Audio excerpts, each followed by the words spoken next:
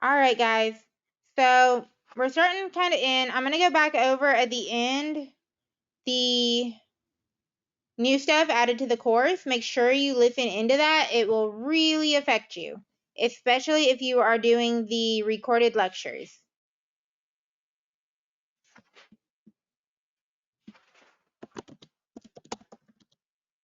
So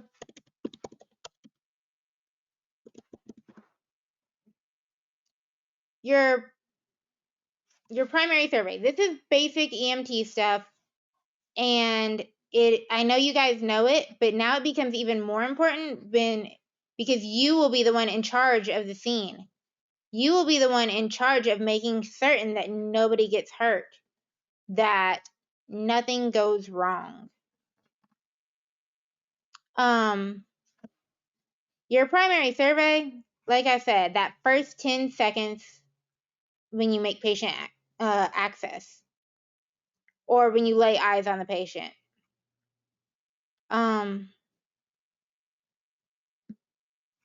Moving on here. Airway and breathing, the two major players out of 4 for our primary survey. How in that first 10 seconds, without going out of your 10 seconds, can you assess their airway and breathing without speaking to, before you've even spoke to the patient? Well, you can just look at them and look at their position from across the room. How are they sitting? Are they leaned over? Are they tripoded? Are they gasping? What's the color? Absolutely. The primary assessment, when you think of it, think of the first 10 seconds. And I'm going to keep repeating that. So, and I don't want this to become a tabletop. Just a quick question. You walk into a house and the patient is sitting there, kind of, their elbows on their knees, kind of slumped over. They're not talking to you very much, but they're responsive. They're not unconscious. They're breathing. You can't hear it from where you stand, and it doesn't really look that bad. Can you say whether this patient is sick or not sick?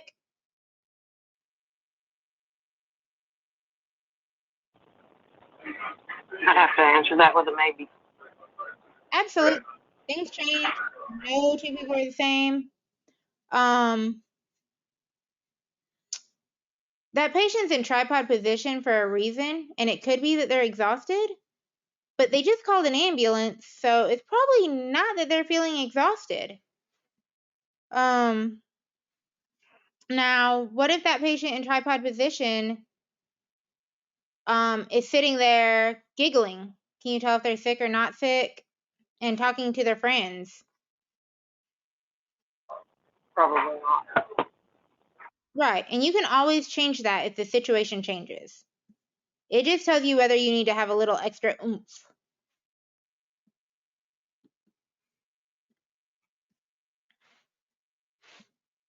Oh, hey, my little dude doesn't show up on there.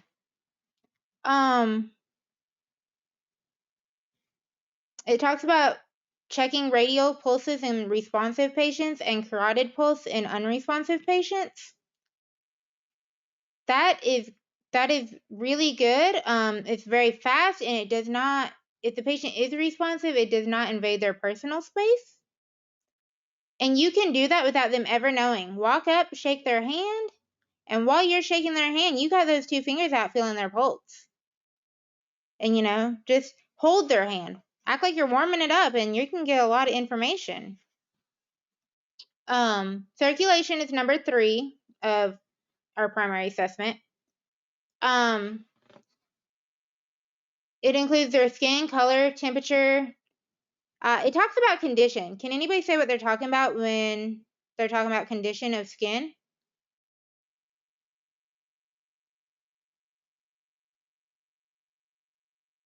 I don't know, maybe like if they have hot marks all over them, or death marks, or bruises from abuse, or is it dry, is it saggy, is it full of fluid? Absolutely. Pitting edema is one you see in the skin.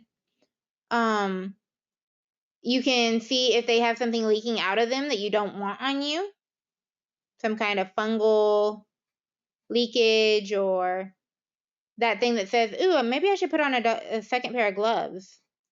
With the skin condition, do they have ulcers all over them? Is their skin necrotic? We've been seeing a lot of that the last few weeks. But moving on. So number 4, the primary assessment, they go over airway, breathing, circulation, but you also have their responsiveness, consciousness. And it talks about that in the rapid transport. Unresponsive or altered mental status patients need rapid transport about 99% of the time.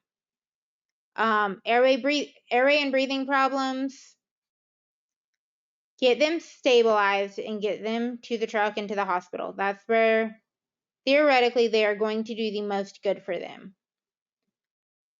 However, we need to treat the life threats before we move them. If a patient has severe bleeding and you decide to move the patient out to the ambulance and you don't stop that arterial squirt, you're not going to have a patient when you get to the ambulance. You're going to have a body. And I'm obviously talking about large amounts of blood. How do you investigate their chief complaint? I just kind of carry on a conversation with them. You know, why'd you call us? What's going on? What's happening today? Absolutely. So is their chief complaint what is the most wrong with them? No, not necessarily. Not at all.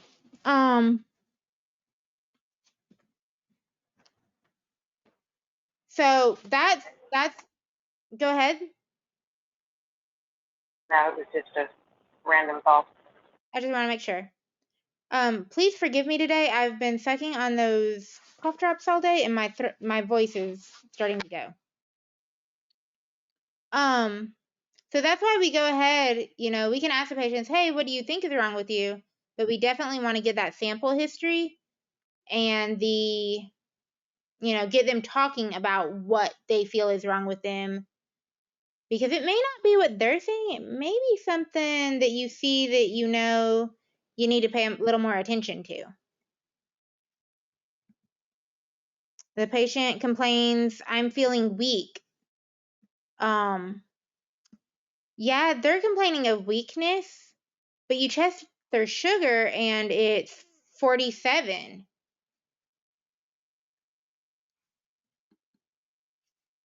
OPQRST, tell me about it. Generally used in the realm of pain. They don't have any pain. It really is very effective. So concept, propagation, quality, radiation. Absolutely. Perfect. And this is still talking about history taking. We're going to record our allergies and our history, what medications we're taking. Those are not something that always needs to go to the hospital. In fact, they either have to give them the security or the patient runs the risk of losing their medications. So if at all possible, I would get a list and not the actual medication unless you are taking them in for a specific medication-related complaint. They've overdosed on this bottle of Tylenol or this bottle of medication that was filled 2 days ago and there's only 1 pill left. That's important information for the physician. And that brings us to evidence. Look around, see what they've taken, see what could be going on with them that either they don't notice or they don't want to tell you. I'm going to tell you about a call real quick about why this is so important. And I'm really hoping Miss Sarah Smith will log in because she was with me for this call. And I about had a stroke on it. We went out for a diabetic complaint. Dispatch came over, said the guy is unresponsive again. This is the third or fourth time today. His blood sugar is really low. You know, just your normal diabetic call. We got on scene and were met by a family member who told us that his father passed out again. He has that brittle diabetes, so he went ahead and gave him that syrup, and he still can't get his sugar up, can't get him to wake. Walking over to the patient, he's absolutely unresponsive. And we check his sugar, and his sugar was 91. 91 is a perfectly good sugar. So trying to figure out what's going on. And Miss Sarah is behind me, and I turned around to look at her, and I can't remember which of us noticed it first, but there is a giant, like Sam's Club, or like the large bottles of maple syrup sitting there. And long story short, this gentleman had taken and poured about half this bottle of maple syrup down Daddy's throat while he was unresponsive to try and bring up his blood sugar. When he had told me syrup, I thought one of the diabetic stuff that you put in their cheek and gum. Patients misname that all the time. But he actually meant maple syrup. The guy had had inhaled that maple syrup into his lungs. And as I found out for definite sure that night, there is no way to get maple syrup out of lungs. And when maple syrup coats your lungs, you're no longer getting any oxygen. So you're not just looking for evidence of a crime, or in the way that police officers would look for evidence. You're looking for evidence of what the problem could be, what your solution might be, whether you need to stay and get the rest of the story, or you, grandpa, and your partner need to get out of town. And by that, I mean get to the ER.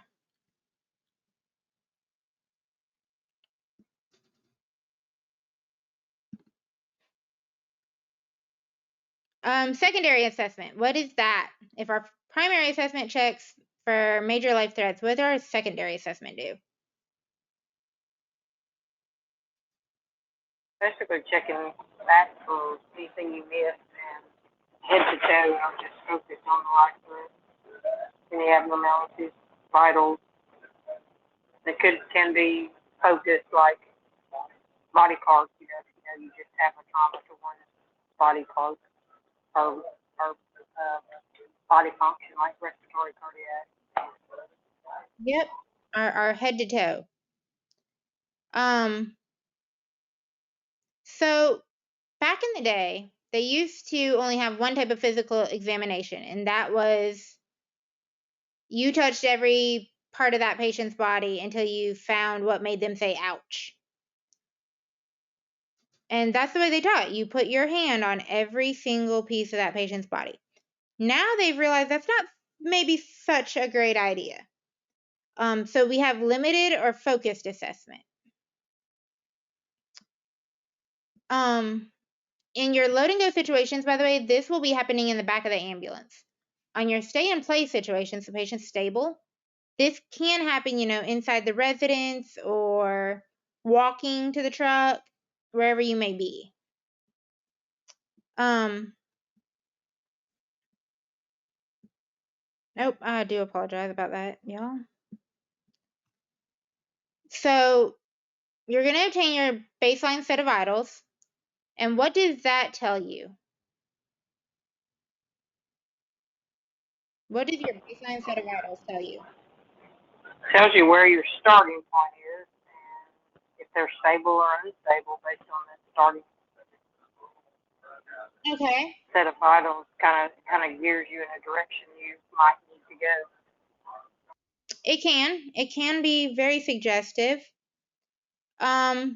If you walk in and the first thing you do is a set of vitals, what does that set of vitals tell you? Before you've talked to the patient, before you've gathered, your evidence, you walk in, you kneel down, and you take a set of vitals. What does that set of vitals tell you? That you're dumb and you don't know how to do your primary assessment. No, we're not. I'm just kidding. You're gonna get me laughing. Oh my goodness. And trust me, I could use it, but then we might be here till 10 p.m. and I got a long drive tonight. I mean, it might can tell you something, but it might also tell you the wrong story. Yeah, that set of vitals means absolutely nothing. You are wasting your time. Because you walk into the residence, you have a female, she's complaining of belly pain. And that's all you know. So you take a set of vitals and you get a heart rate of 124 and a blood pressure of 92/60. What is your immediate thought? Ectopic pregnancy. She's 84 years old. I didn't hear that part. Oh, yeah, no, because I didn't say it, because you didn't get anything before you formed your opinion based on something you have nothing to base it on. Right, that's why I was kind of giving you a BS opinion, because it Yeah, doesn't mean anything. yeah. I mean, if we had examined her and she had the answers, that could be a huge sign of a GI bleed or major dehydration. But this woman is telling you that she's 84 and those new pills the doctor gave her are making it so she cannot go to the bathroom at all, and she can't get up to the ER, and she needs help because she needs to go to the bathroom. Well, that's an emergency for her, and we are happy to take her up to the hospital, but that may not be quite the emergency for us. She tells you that she has a history of having low blood pressure, and she's on medications to bring it up. So we have to have every part of this to form an opinion, to form a differential diagnosis. We do not form opinions.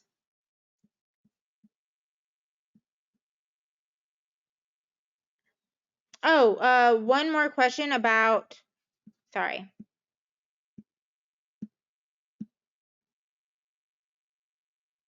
Give me just a second here. I'm pulling it up. About the secondary assessment, who can give you the information about the patients about what's going on? It may be the patient, maybe the family, maybe friends, anybody that has knowledgeable information or somewhat true information. Absolutely. I've heard people say that you can't do an assessment on the patient by talking to someone other than the patient. Sometimes the patient doesn't know what's going on. So remember that your parts of your secondary assessment can come from other sources. Your primary assessment, that information can only come from the patient. So we're coming into, we did our secondary assessment, either focused on the major problem that the patient is having, or our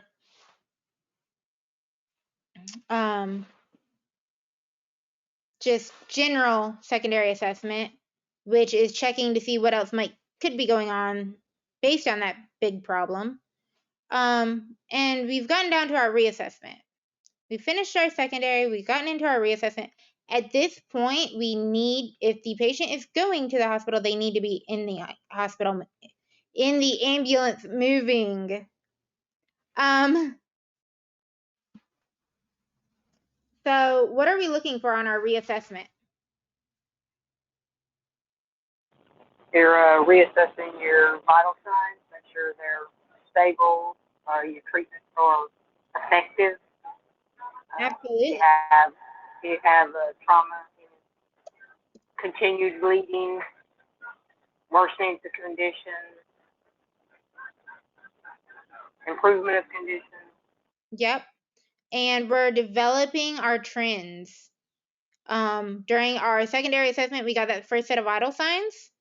Now we're going to see if one set of vitals doesn't really tell us much, because that could be a fluke. Now we're seeing if the next ones match up with that first set of vital signs. And I am going to show you why right now.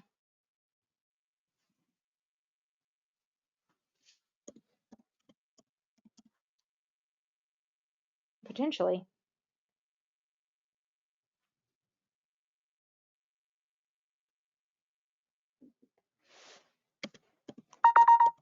All right. Let me try and get that open. I don't know why it will not let me pause.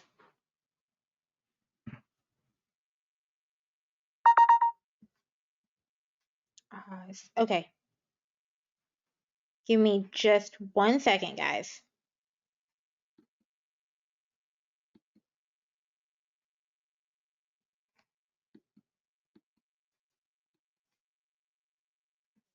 I don't know what that is.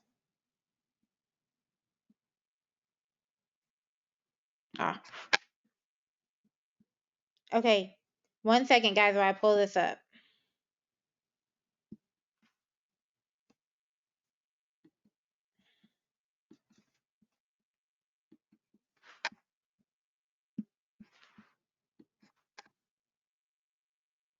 Take a look at these vital signs. And I want you to know, first of all, that this is on a real patient. And tell me what they tell you.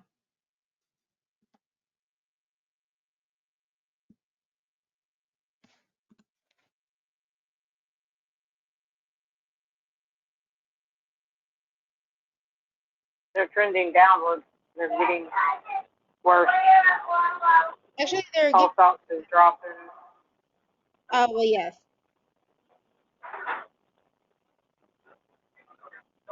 Their blood pressure is coming down. The respiration is increasing and the pulse ox is decreasing. Yep. So what does this tell us about this patient? And their blood pressure is all over low, high. Looks like they're decompensating. She 100% was decompensating. This is a patient I had this morning. I will not be surprised if we go to talk to some fancy lawyers about this patient. She I'm gonna shoot straight with you guys. This is the worst case of elder neglect and abuse I have seen in 12 years. This patient.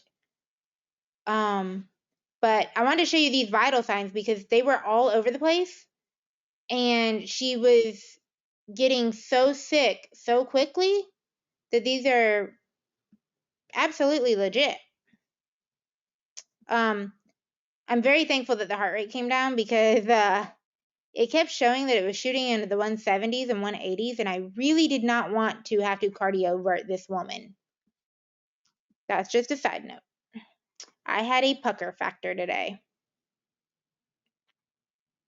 If anybody wants to know about that call, I will tell you later, but we will get back to the course info.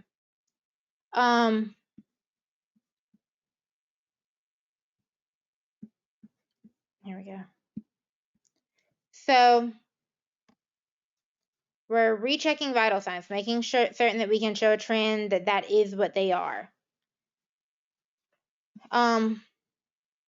Why do we review all the treatments that have been performed? And how do we do that? What are we looking for? I would say you're looking to see if the treatment that you have performed have the effects that you would like them to have. Absolutely. What else are we looking for?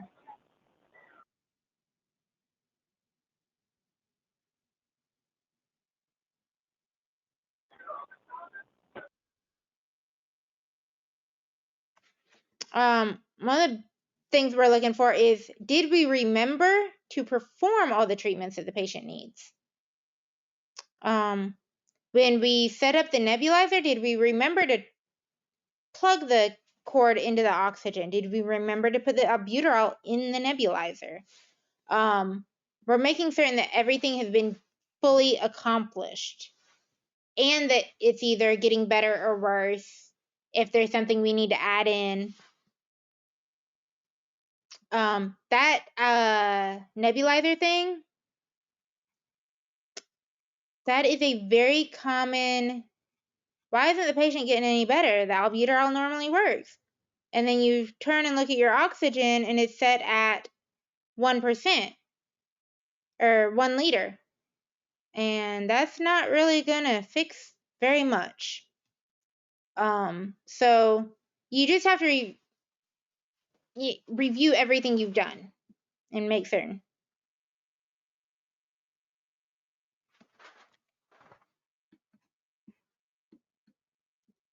All right, guys, hold on just a second.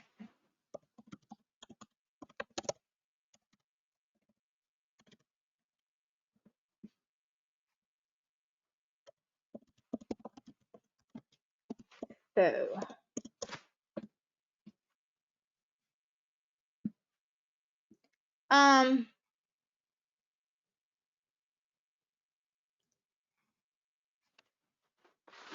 so when we're talking about managing the transport and destination, in Louisiana, I'm fairly certain it's the same.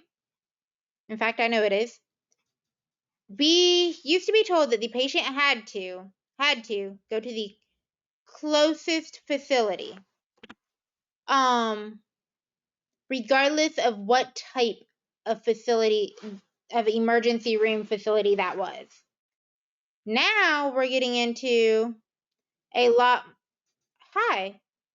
Thank you for joining back in. Awesomeness. Now we're being told that we have different types of facilities, and that if it comes down to it, the patient needs to go to the one that has been assigned to their complaint, pretty much. But the be all end all is the patient has the right to choose which facility they go to within reason. As far as destination goes, which choosing your destination is going to also play a factor in your treatments and your transport. If you are going to a hospital across the street from where you are, you maybe not need to stay on scene and get everything done and try, your third stick for the patient with a blood sugar of 58. If you're going to a hospital 2.5 hours away, which please do not do that for a 911 call, it never ends well. You might want to get some stuff done because you're going to be all alone once that truck starts moving. EMTs can use AEDs. I believe EMTs can too. But this is talking about what you're getting, as opposed to what you've had as EMT basics.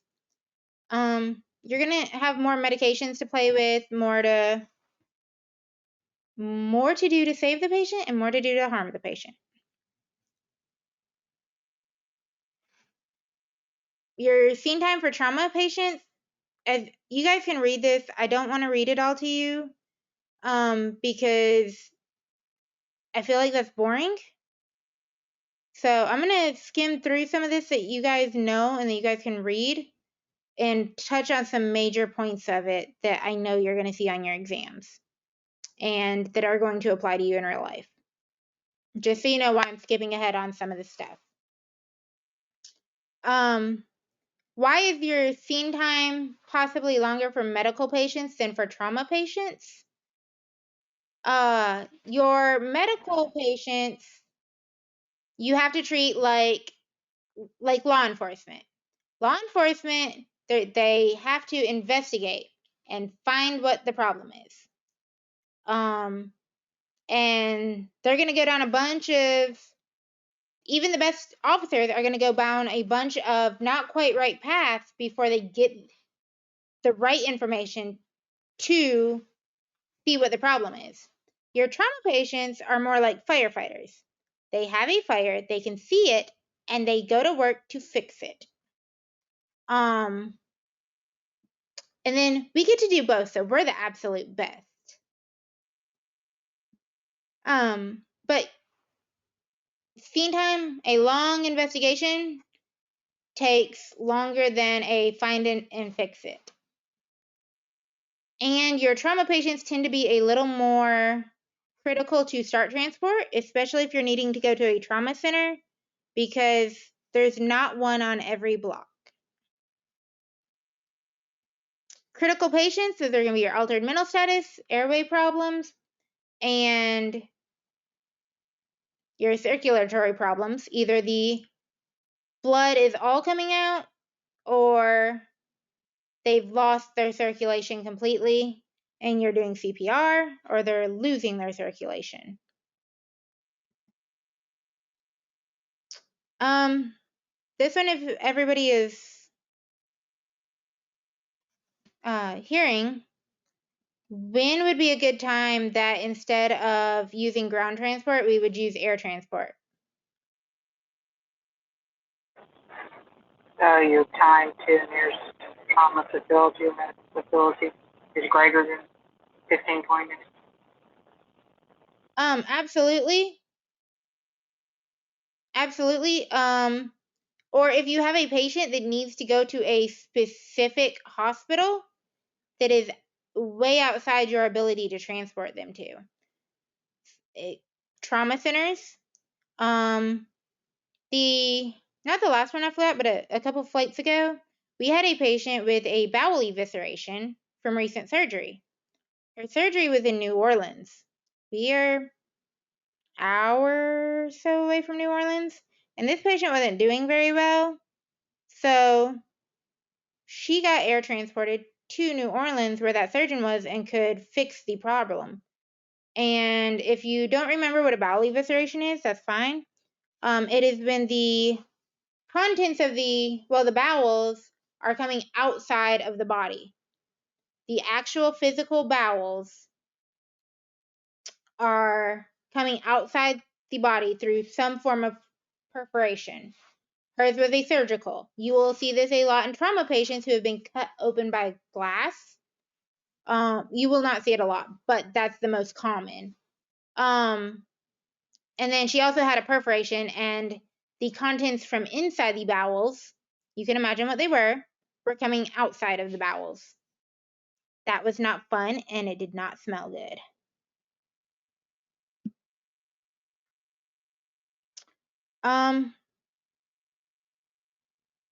Generally, your patient will want to go to the closest hospital. They know that ambulance ride is not comfortable. Occasionally, they will want to go to one quite far from where they are, because they know that that's where they need their care at.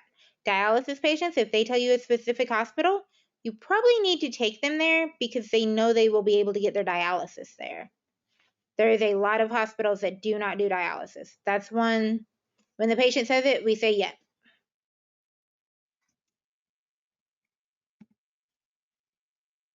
Okay, so we've made it all the way back around to infectious diseases.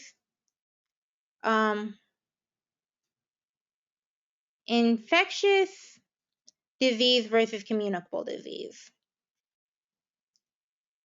A communicable disease is a type of infectious disease. However, an infectious disease can be shared in a variety of ways. A communicable disease can only be spread from person to person, or whatever species is spreading it amongst their own group. A communicable disease, the most common, the second most common, mono.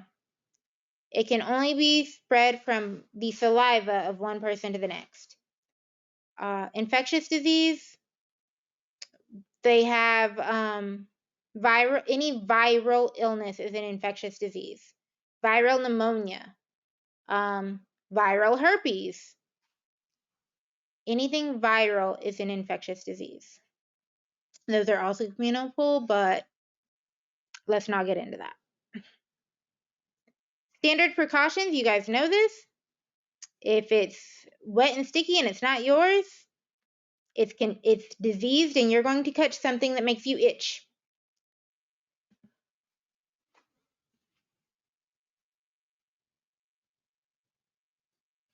You guys can read that. If they have a life-threatening condition, fix it. Be empathetic. Don't make them feel bad or ashamed that they are asking for help and have this infectious disease. It happens a lot with patients. There is so much stigma associated with infectious diseases and communicable diseases that people will not come get help until they are on death's door because they don't want to be judged. Keep your patient comfortable and keep yourself protected. Epidemic and pandemic. If y'all don't know what that is in our current climate, y'all need to watch the news a little more. A epidemic affects a certain population of people, but it affects so many people that the resources cannot keep up with the rate of the infection. Pandemic is global. It affects every country, every continent, or a majority thereof. HIV infection and AIDS, you do yearly training on this because it is so important that you know how to protect yourself and how to get help.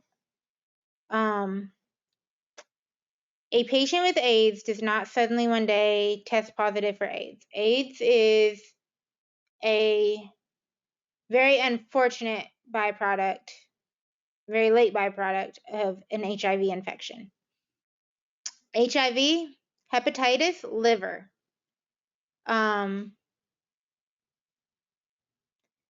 The HIV infection, and we had a big one a couple years ago with the flu shots where they were reusing needles and multi-dose containers. It will only affect you if you come directly into contact. Your blood or mucus comes directly into contact with that infection. There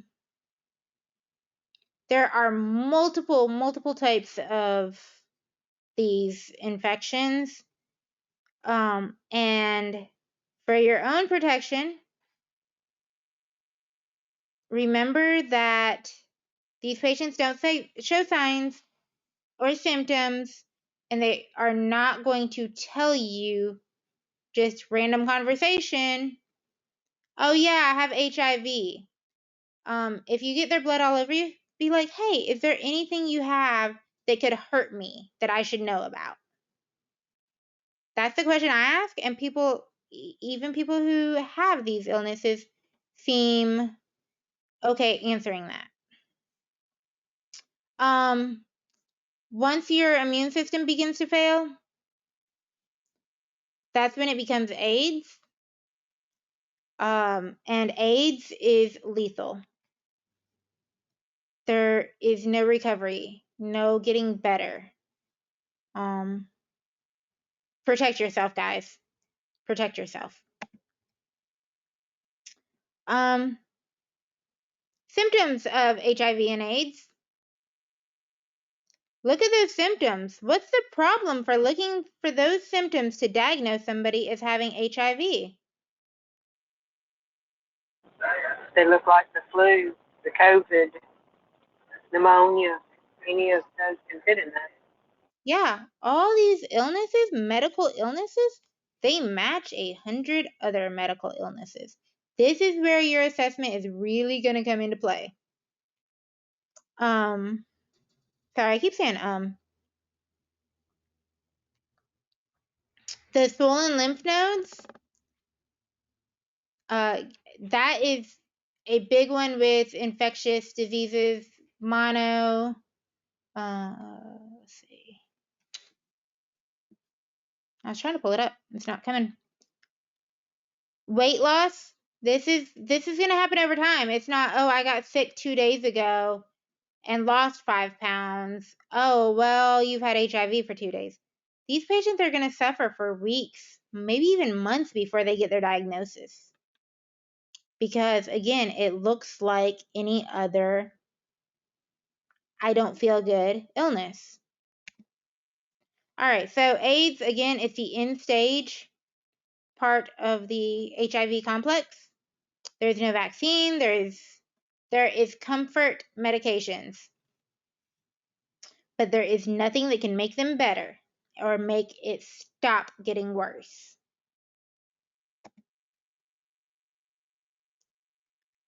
You can't just wake up one day with HIV, AIDS, or any of these other infectious illnesses. You have to come in contact with the blood or body fluid.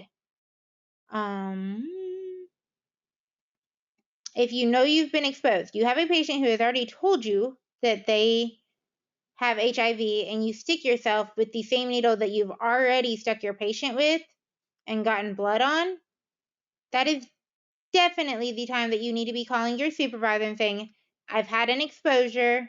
It's a confirmed exposure. Can you get me where I need to be? The faster that they can get you on prophylaxis,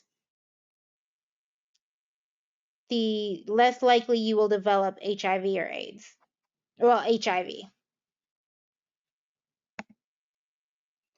Flu, my favorite. Spread by mucus and coughing and pretty much breathing all over each other. You guys know about the flu. You've seen somebody that's had it. It can make patients miserable. There's one big thing with flu, though, and we're going to cover it in a chapter next week, even more intense. But flu patients tell you have a 48-year-old woman who says, I don't feel good. I have the flu. It's not getting any better, and I want to go to the hospital. What should we be thinking with this patient?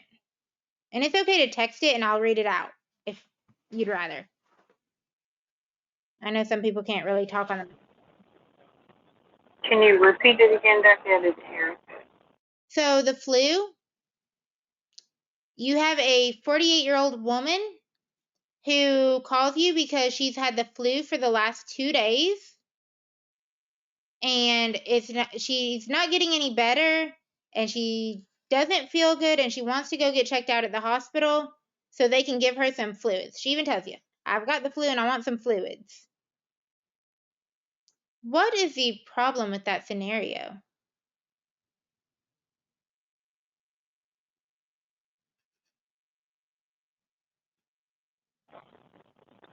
Right off the bat, we don't know if she has the flu, and just because she has the flu, that doesn't necessarily mean that she is dehydrated and needs fluid.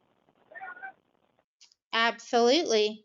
For those of you who couldn't hear, she said right off the bat, we don't know that she has the flu. That I have the flu, even though she's telling you a diagnosis, is subjective. That is her opinion. That is her thought. We have no physical proof. The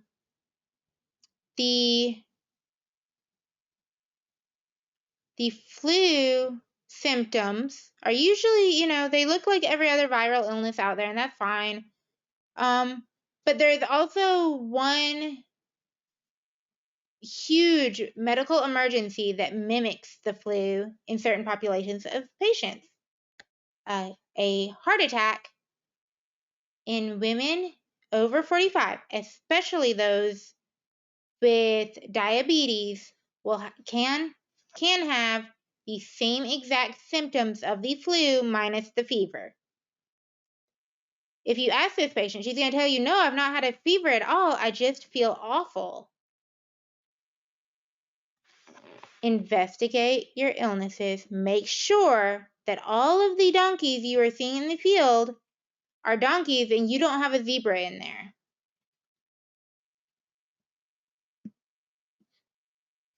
Okay, so like I said earlier, hepatitis is the inflammation or infection of your liver. The liver has a lot of diseases associated with it. Your types of viral, A, B, and C.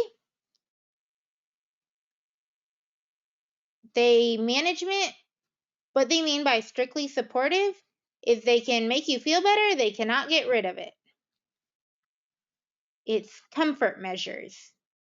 The patient isn't truly dying at this point, well, everyone is dying. The patient isn't truly considered hospice or anything like that, but there is no cure and there is nothing they can do to make it actually better. They can only make the patient feel better. Jaundice. I'm sure you've seen patients with jaundice. Have a nice good look at the picture here. It's obvious that that color is not normally in the human range. And you will have patients even brighter yellow than that. Look at their eyes. If you can't really tell from their skin, look at their eyes. They will look like highlighters. And the more liver failure they have, the brighter yellow they become. Again, hepatitis, strictly supportive. There is no sure way to tell which of your patients are contagious if you know that they have hepatitis. And if you don't, there's certainly no way to tell. Get your vaccines. Herpes simplex. What illnesses are under the herpes simplex umbrella? And y'all don't have to answer. I'm going to cover this one pretty quick. You've got your chickenpox, you've got shingles, you've got cold sores and blisters, and then you have your genital herpes. All of those are infectious illnesses spread from person to person. Some of them a little more close personal contact than others, but they are all under the same illness. They are all caused by the same bad cell.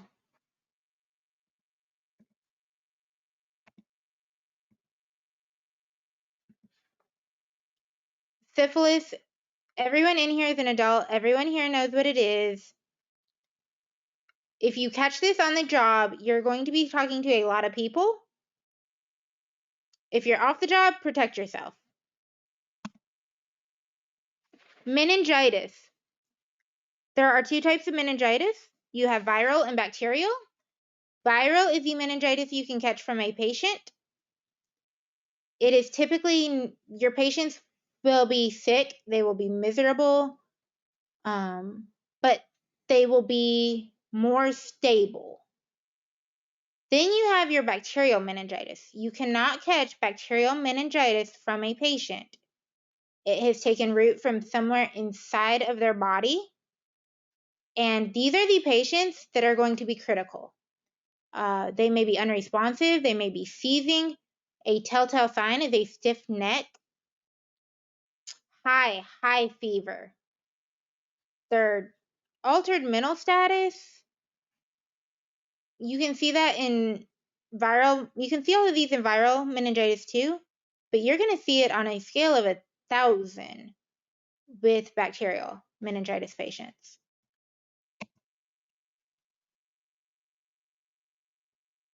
Highly contagious. Bacterial is highly deadly. You cannot catch that from a patient. Viral, you can catch from the patient if you are not taking your precautions, and you can spread it to all of your other patients.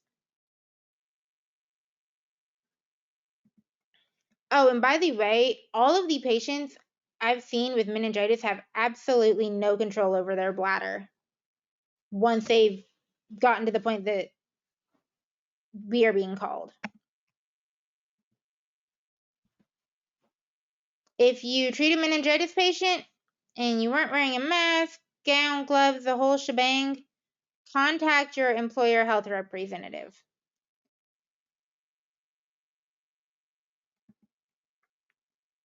Tuberculosis, we don't see as much of it anymore, but we certainly do still see it.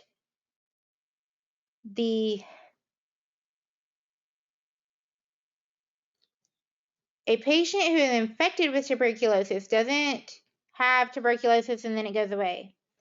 They have episodes, and hopefully much less horrible than the first one, of symptoms and of, I'm just going to say, misery.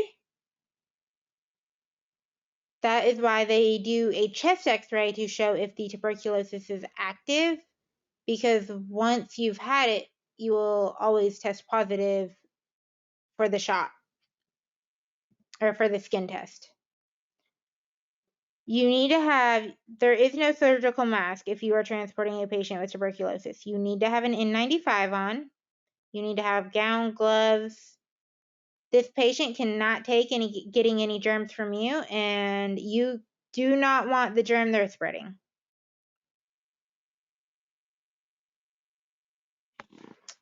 Tuberculosis is very active still in certain countries. Whooping cough. This is one of your pediatric primary illnesses. They're going to have a low-grade fever, and when they cough, it sounds like a seal barking. When we get done with lecture tonight, I highly advise everybody to go listen to YouTube videos of seals barking, and it really does sound like that sometimes.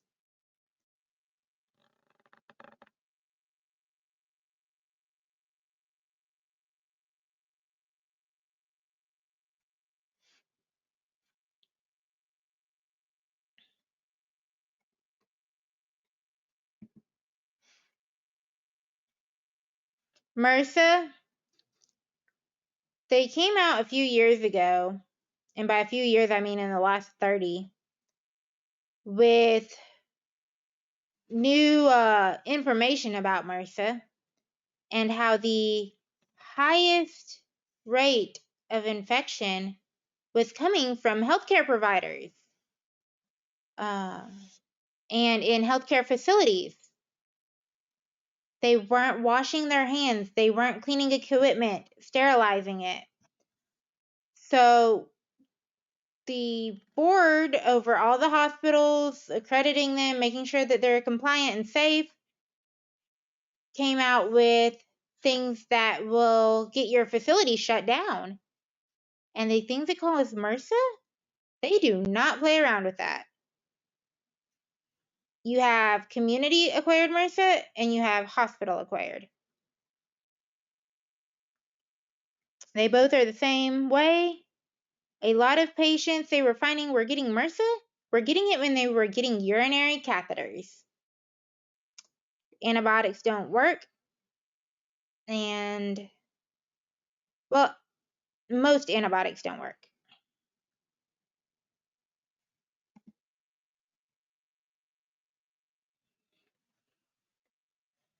If the patient has been on a lot of antibiotics and has grown an immunity to it, that also builds the likelihood of them developing MRSA. If they're in the hospital for a long time, every day they're in there is a brand new chance to get MRSA. Intensive care and burn units, that is burn units. These patients are going to have to be on a lot of different antibiotics and fluids, and they have absolutely no resistance to any kind of infection because their skin is gone. It's burned away, and what was protecting them now is letting all this infection through.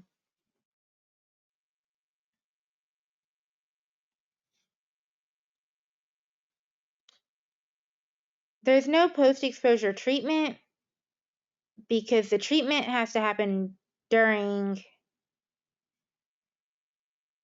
the patient's outbreak, so to say.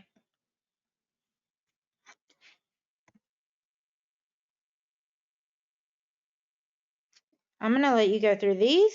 SARS, you will see especially around winter, you will transport a lot of patients with SARS. They start out flu-like.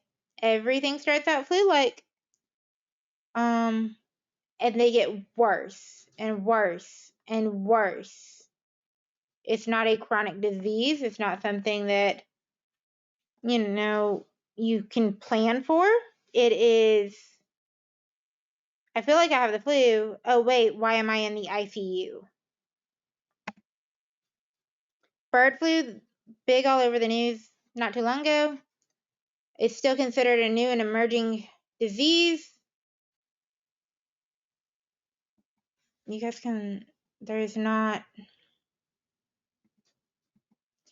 have all heard of Ebola. That was the feared epidemic prior to COVID. Zika virus, another one in years past that they believed could become a pandemic. If you go to another country, make sure that you're caught up on your shots and you have everything planned for that country. That is big because, and I'll give you a little history lesson. When the English settlers came to the United States, it wasn't just all the fighting and bacteria or the fighting and the bloodshed that were killing so many people.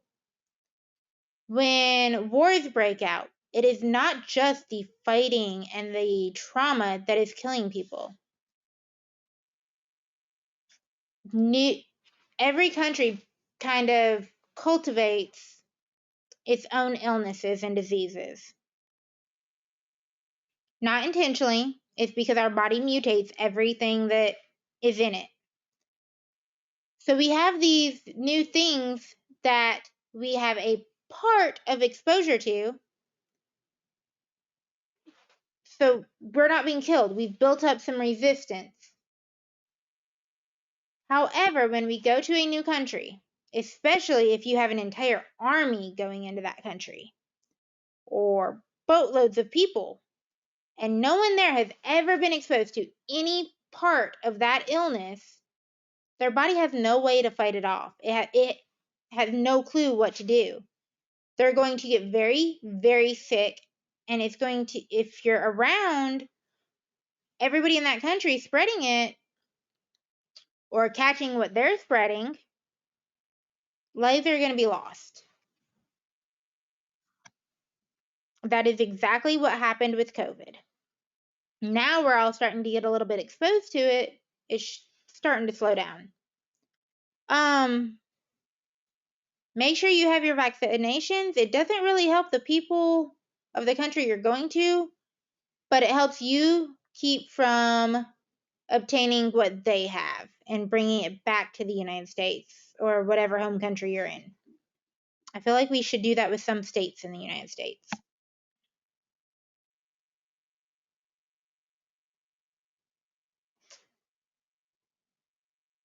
Why would assessment and treatment of a medical patient be challenging?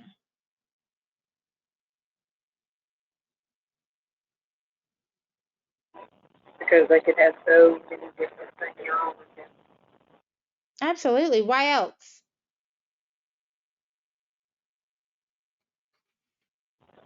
It's not obvious like a trauma. You have to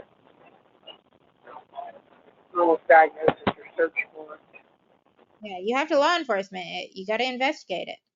And also because trauma patients, we see a lot of more, with falls, we see a lot of elderly individuals and whatnot. But most trauma, it's younger, healthy individuals that we can fix pretty easily. Medical patients, you're going to have the frail. You're going to have patients who are nonverbal. You are going to have a lot of patients who are hard of hearing. There are a lot of challenging situations that you're going to have to work around to treat these patients. You may have someone with Down syndrome who is terrified to be in the back of your ambulance and won't let you touch him, but he has a blood sugar of 30, and you need to get a line and give Sugar. You have to know how to interact with people. You are going to have to develop the PR skills of the world's #1 most hated journalist. Think about that, and I promise you'll get it.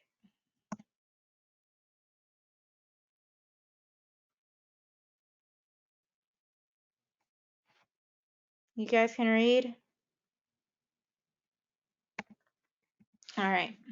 So that was medical. Let's go into our next slide here.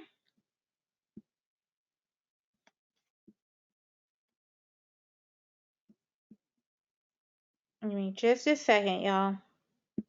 Oh, for those, while I'm doing this, for those that didn't get the very first memo, if you have bought your book through JB Learning and have a course access code, it will be in, if you have a print book, it will be in the on the front flap, and it will look like a little lottery ticket. Scratch it off and it gives you a course access code. You log into JB Learning, put that course in, or that code in where it says access request, something like that. And then you will choose instructor-led course and put this number here in 7ED4A2. That will bring you into this course where you will have access to all of the extra resources on the chapters, study guides, the ebook, all of the good stuff.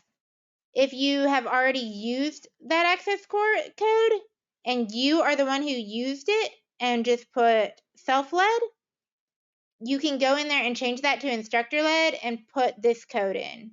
And I will be sending that out later. That's another update we'll come to in a minute. But while I was logging in, I figured we'd go over it. So, this is Navigate. This is what you will be getting. All this wonderful stuff. And let's see.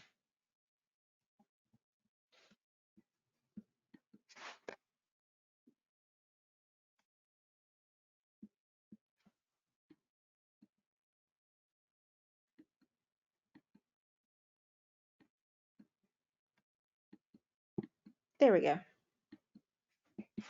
We're going into respiratory emergencies. Give me just a second, guys. I need to grab a drink.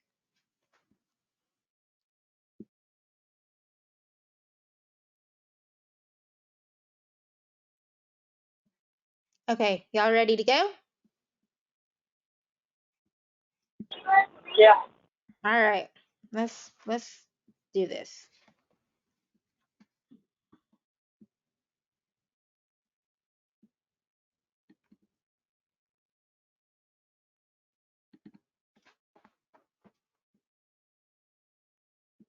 When you think of respiratory illnesses, what are you thinking of? Just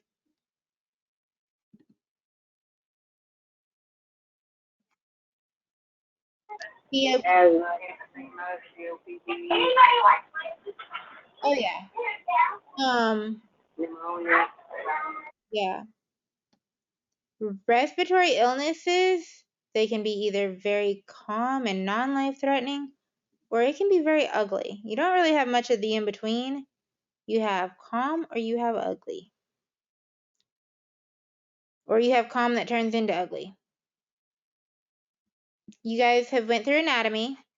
You have access to go back and review the anatomy. There will also be resources about the anatomy and how the way our respiratory anatomy is set up to handle all of these processes.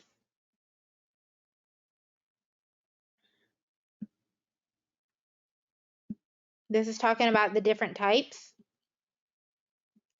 Dyspnea, the fancy doctor word for difficulty breathing. It is a very, very common EMS complaint and ER complaint because people get scared when they can't breathe. And rightly so. It is also a symptom of many other illnesses. and it is a diagnosis in itself. So it kind of serves a dual role. Where it's talking about keep medical problems in mind as you obtain history and perform assessment. Example I'm going to use is I had a patient this morning who called us complaining of difficulty breathing. That was her only complaint. We got there, her lung sounds were clear and beautiful. However, her heart rate was in the 200s, and that is why she couldn't breathe.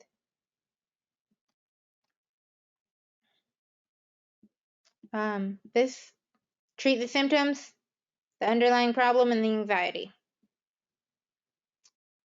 If you can't breathe, you do get a little anxious, which makes the ability to breathe a lot harder. We are not going to do this anatomy and physiology review. You've been through physiology, you can go back and look at it. Respiration, we have two things we look at, the inspiration and the expiration. Inspiration, we breathe in. Expiration, we breathe out.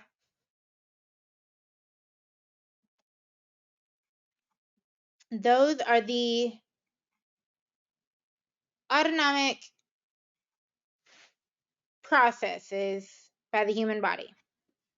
Ventilation can be by the human body, or it can be by a very helpful advanced EMT.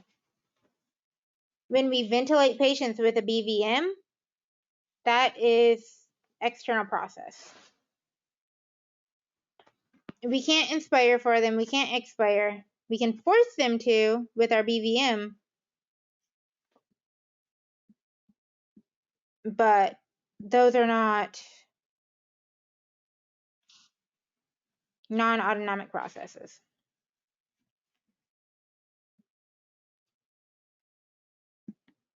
I'm trying to move screens. Okay, the stimulus to breathe. Do you remember when you went over it what causes your body to say, hey, I need to take a breath? And what tells it to? Hypoxic drive. That is only applicable in one subsection of patients.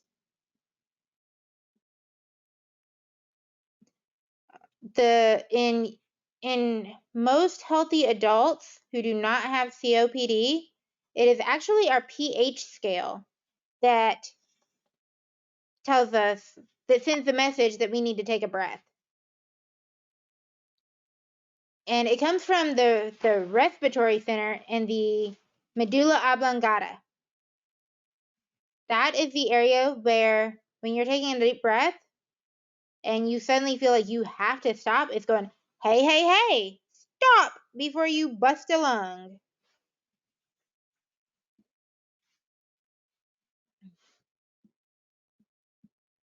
You guys know what happens? Your air fills the lungs. All the oxygen is drawn out of that air into your blood. Well, simplified. All that oxygen is drawn out of the air and into your blood.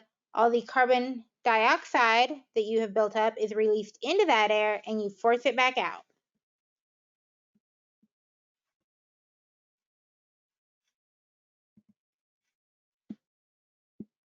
I have got to find a better way of clicking this. Your hey, hey, hey receptors, that's your expiration starters.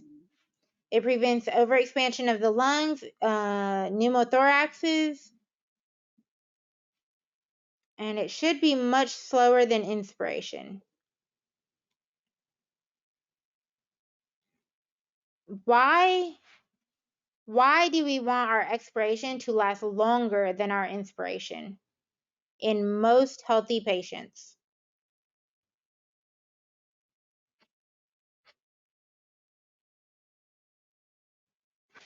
To your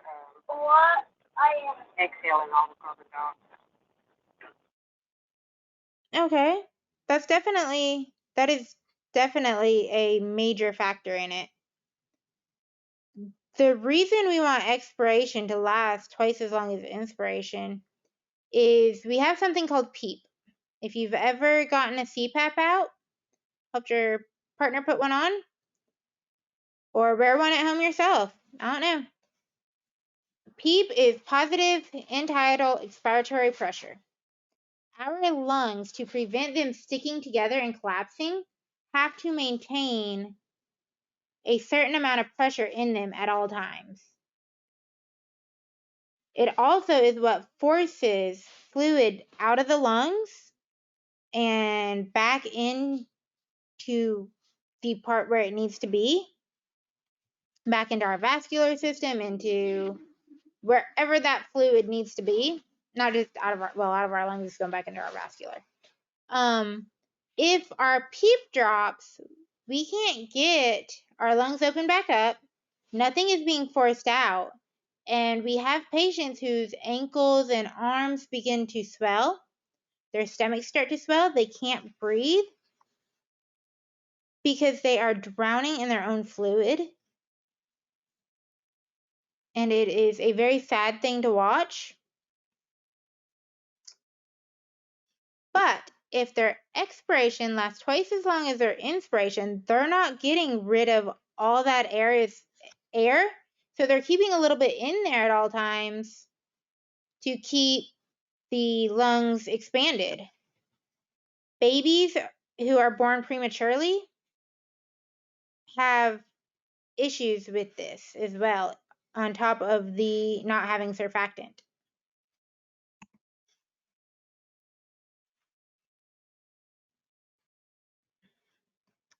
The patient has to be breathing in and out. Again, ventilation is internal, external, and we can provide that. Inspiration, expiration it's all inside. That's what's happening inside the body. All right, give me just a second, guys.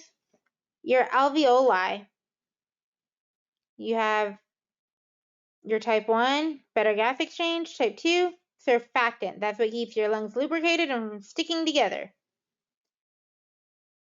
They function best when partially inflated. Newborns don't have that either. Some of our patients are starting to lose that.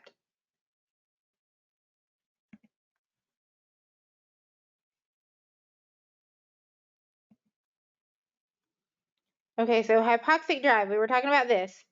It's a backup system. It is not our primary system. Okay, I want to make sure we didn't skip that there. This is going to be your COPD patients. And this is exactly like it sounds. It's your body telling you when to breathe based on how much oxygen you have. Hypoxic, no oxygen? Okay. Hey body, breathe. Get us more of that. This is primarily, again, in COPD patients is where we see it. Normally, it's based on high levels of carbon dioxide and our pH system.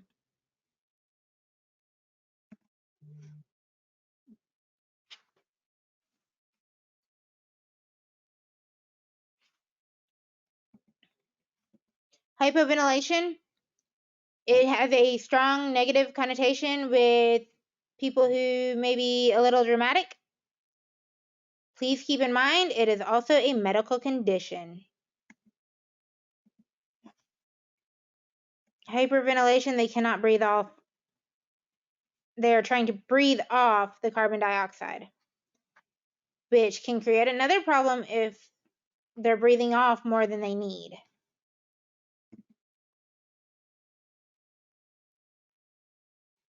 Again, dyspnea, shortness of breath. Atelectasis is the collapse of your alveoli.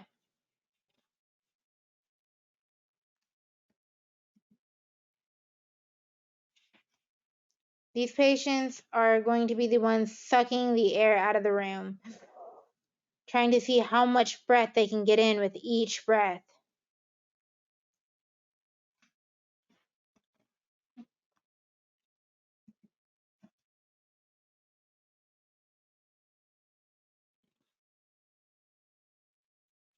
We can have infectious diseases of our upper and lower airway.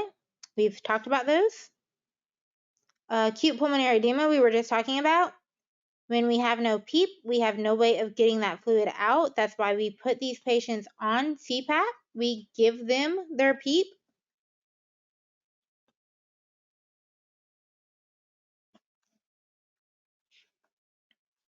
And not all patients have heart disease. We see pulmonary edema in a lot of patients with renal failure because their kidneys aren't getting rid of the fluid, so that fluid is backing up into their pulmonary system and everywhere else in their body. All right. Pneumonia. You have a couple different types of pneumonia as well. When you have your lungs and you get fluid in there and it gets infected, you can develop pneumonia. Or when they can't get that fluid out and it sits there.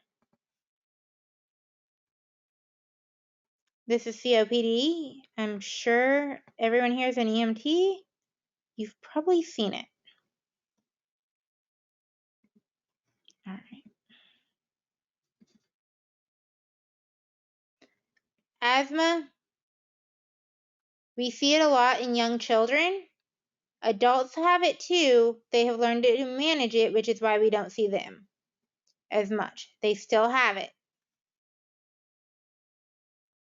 I'm saying it's very popular in adult communities, not that they haven't gotten over it. You can get an asthma reaction from allergic. If you're allergic to dust, it can send some people into asthma. Dog dander, things like that. Exercise-induced asthma, it's just what it sounds like. You can't breathe when you start to exercise. This has nothing to do with weight or body shape or physical fitness. It is you start exercising and the process in your body says, no, and you can't breathe. Your lungs start burning is a normal word I hear. Severe emotional stress, that can definitely send somebody into an asthma attack. And of course, upper respiratory infection. Anaphylaxis, severe allergic reaction.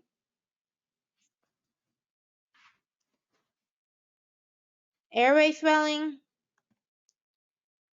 Anaphylactic reactions. Why are we so concerned when we get these patients about swelling? Because if it swells up too much, there is not a whole lot you can do for it. You can't get an airway in, you can't get an adjunct in, and that's kind of the point of no return. Absolutely, and it happens very quickly. Bee stings. The bee stung them, and here we are 5 minutes later. Their families, trying to get them to breathe, but they can't breathe around the swollen airway. Foods, we're putting those foods right in there so they can make direct contact. Again, very quickly, within 30 minutes.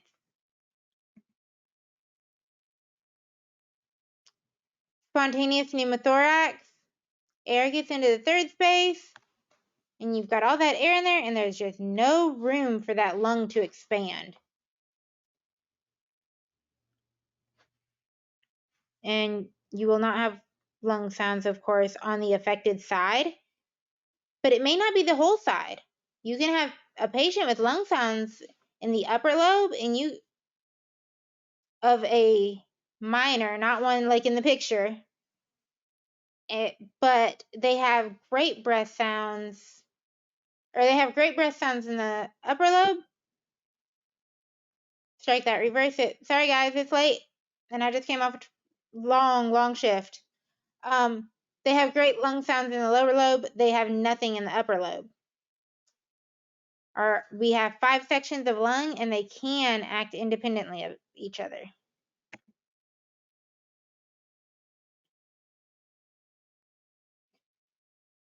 Again, spontaneous pneumo.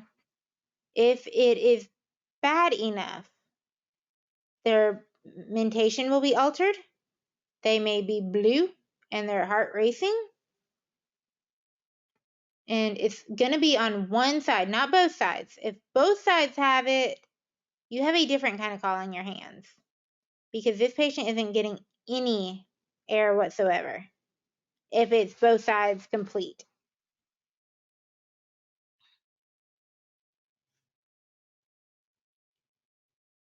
Hypersonance to percussion, that is something the physicians do.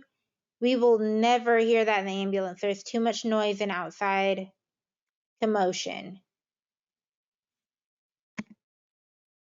Pleural effusion. It's a nice fancy name for a blood clot. I'm sorry, no, it's not.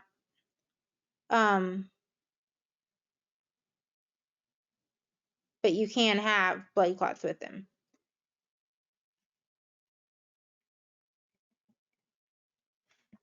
That last bullet point on there, I can just about promise you all lung cancer patients are going to feel short of breath.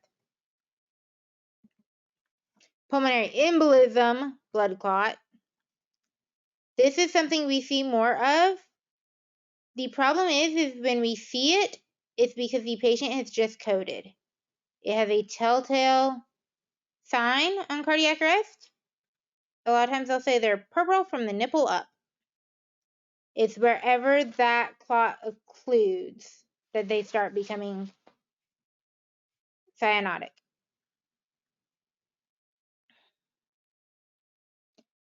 We have pulmonary embolisms, which is the fancy word for a airway blood clot, but embolism is just a clot, and we have those in every major life threat section of the body.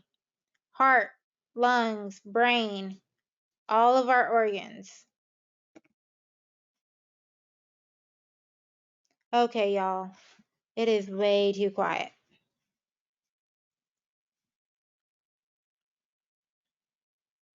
Recent surgical patients, hip fracture patients, they are at very high risk of developing pulmonary embolisms because they can't get out of bed and move around.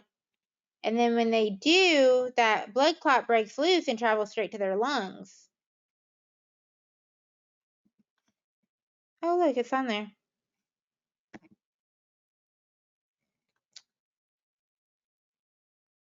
Shortness of breath, high heart rate, high respiratory rate.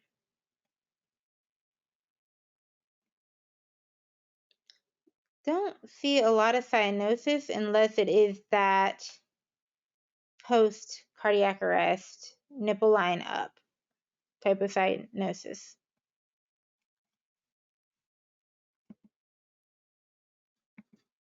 We've went over airway obstructions, and I promise you we're going to multiple times.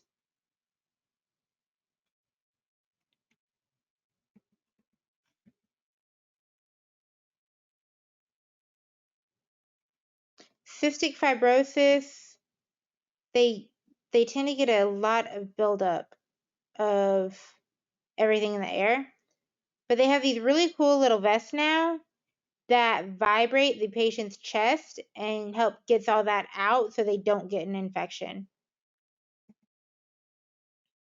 Age-related conditions. Like I said, we have new subsections of special populations.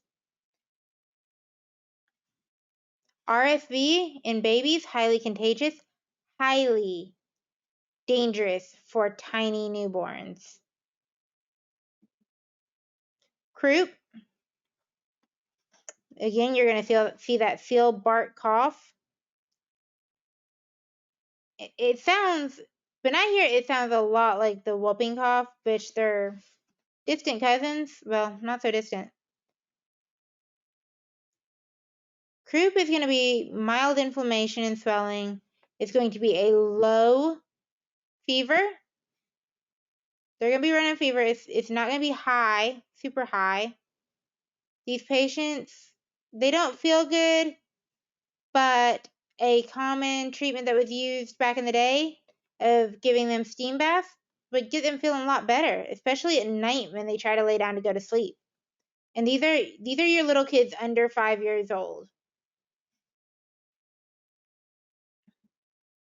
Epiglottitis is advanced EMTs. If you get on scene and think that you have a patient with epiglottitis, which is it's very rare to see these days, my advice is the minute you suspect it, request a paramedic unit or an air unit if you're going quite far to get to a PEDS facility. Their epiglottitis gets inflamed. It starts swelling. They start drooling because they cannot swallow because of the swelling. And their fever is going to go up, up, up, up, up, up, up. And their swelling is going to go up, up, up, up, up, up, up until you have a patient that has no airway. It's completely obstructed. At that point, these patients have to be criked. Big rule of thumb with epiglottitis patients is do absolutely nothing that will upset them.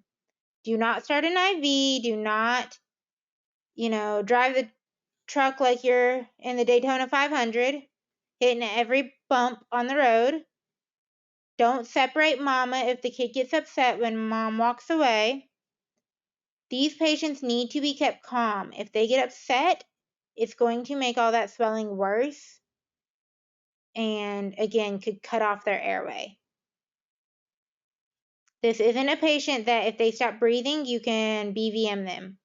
This is a patient that if they stop breathing, they have to get a surgical airway, a tracheostomy put in. It's temporary until the infection goes away, the inflammation, but that's still a lot on a little kid when we can keep them calm and do our best to keep them relaxed and keep a very close eye on that. This is probably the number one illness I worry about with little kids, making certain that I know what to do with this kid if I get it. I've had this kid. It was a 4-year-old, and we had to call air, and we were about an hour and a half out from the PEDS facility when he stopped breathing. We could not intubate him. Too much swelling. We couldn't get him criked. The helicopter finally came in to transport, and they had some extra tools in their bag that allowed them to get him criked.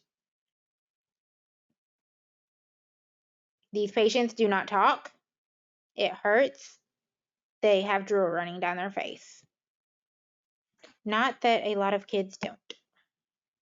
Pneumonia, anybody can get it. It is people that are not physically active that tend to get it more often and worse because they are not getting everything up out of their lungs and infection sets in.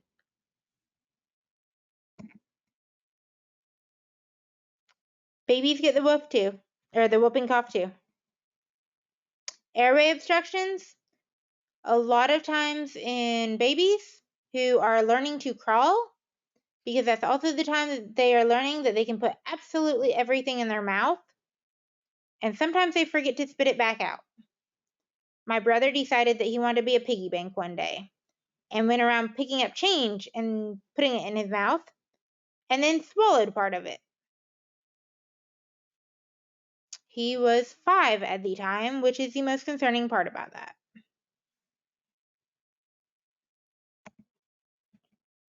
Airway obstructions can be food, it can be the tongue, it can be the epiglottitis. It'll be the epiglottis which causes epiglottitis. Tonsil inflammation, tongue swelling. We talked about that a couple classes ago. Angioedema, medication. Food-based angioedema. If it's swelling and it's in their airway, it's blocking them from getting air. Airway obstruction. Fried chicken. That was an interesting one. All right. You guys know about heart failure. Wet lungs, you hear it and it really does sound like there's water in there. It's going to sound like they've been gargling with water sometimes, but it's really bad. Dry lungs is more COPD, and it's going to sound kind of like a brown paper bag being squished up.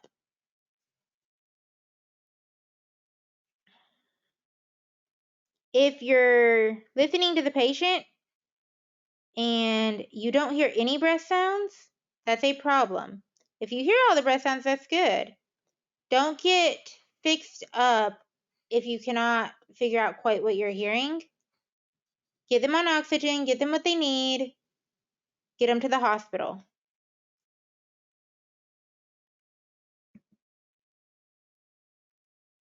All right, we're not going to do the patient assessment for this one so much because we're going to be doing a whole lot of those later on.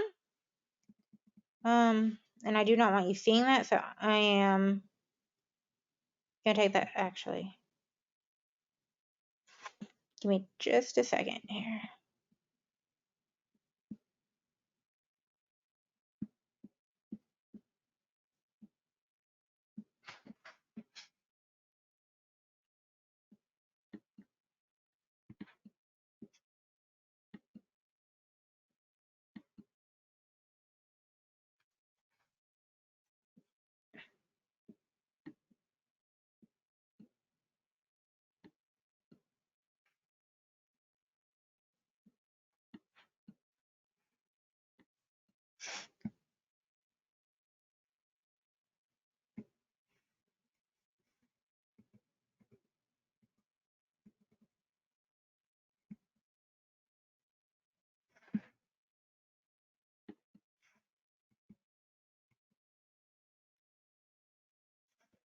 Okay.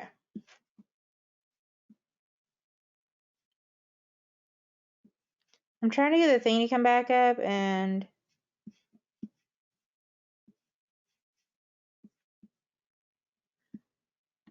there we go. You guys will have view in just a second.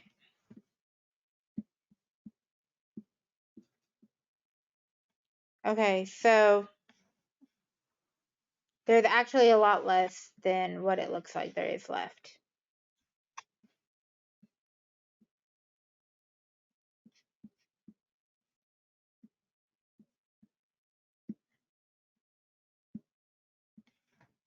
So, life-threatening. They could die in the next few minutes if you don't fix it. Severe cyanosis. I am not talking about cyanosis on the fingers and toes. Those are limbs. That's the body actually trying to protect itself by getting all the blood back to your trunk of your body. These are the patients that you need to get to the hospital and fast. The life-threatening respiratory patients. Any life-threatening, but respiratory is a big deal, especially right now when nobody wants to catch COVID. But everybody thinks they have it.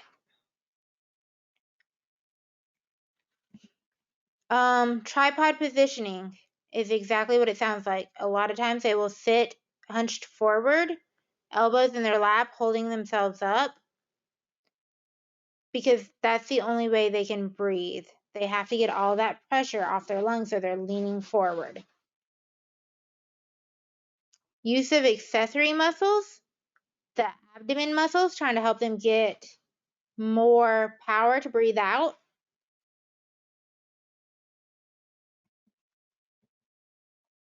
The number one sign with most things, including respiratory, that you have reached a point where you definitely need to be at the hospital is the altered mental status side.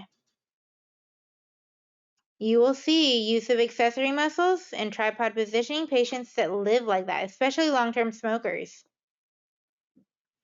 If it's new for them, it's a life-threatening condition though. The altered mental status, If they're at that point, they've gone too long without their blood gases.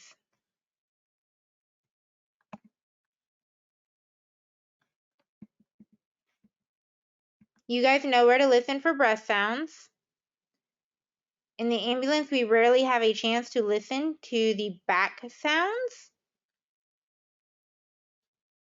but the front, you can also look.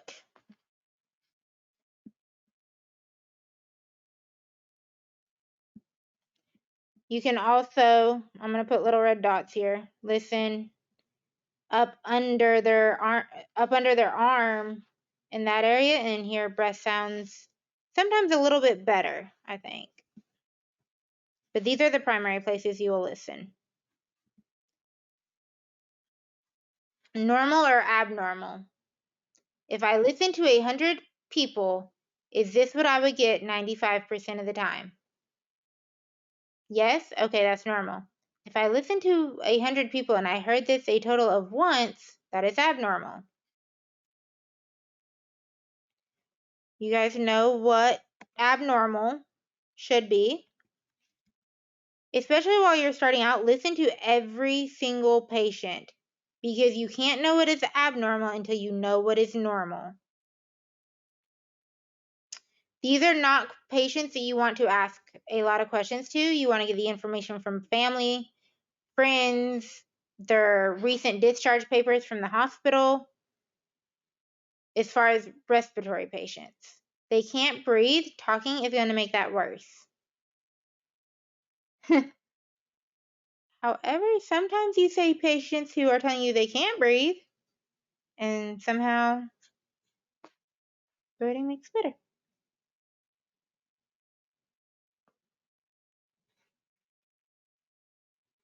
Hold on.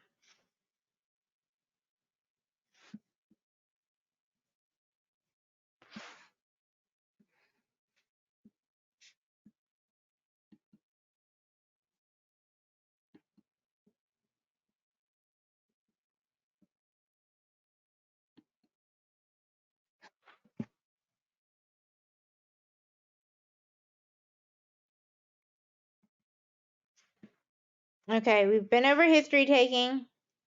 It's the same thing for respiratory patients, other than there are 3 questions that you need to include for your severe respiratory patients.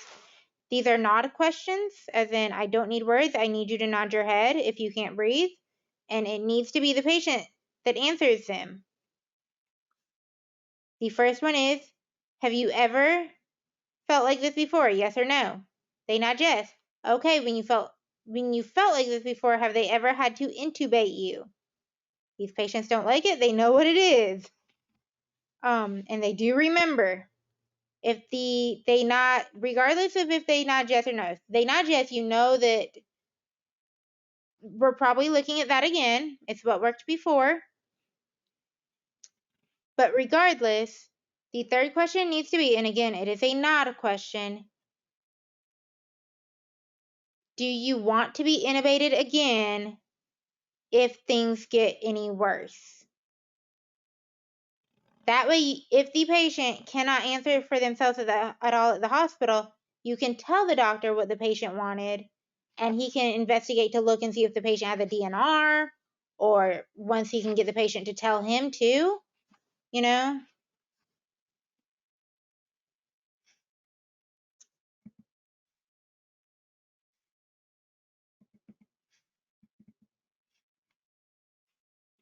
Your standard interventions were made for respiratory and cardiac patients.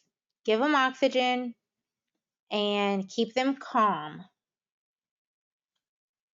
Remove constricting clothing. I never really thought about that one until I had a pregnant female working in the heat wearing a neoprene suit underneath her sweatsuit.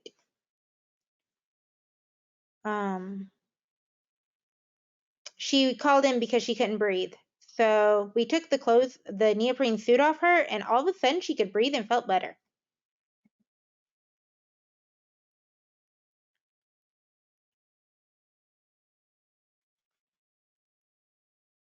We do not give oxygen to every patient because we can cause harm.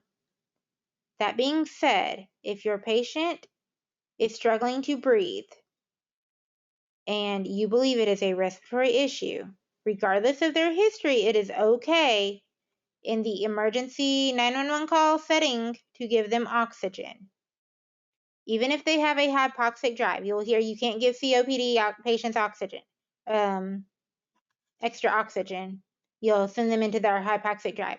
That is something that takes hours to happen. I'm talking like 20 of them, sometimes days. Give them how much they need, don't overfill them with oxygen.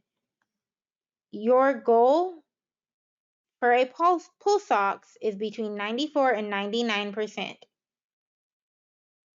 If you're at 100, you don't know if you're giving them too much. Back it down, keep them between 94 and 99. Oh, and it bears repeating, don't take them off of it.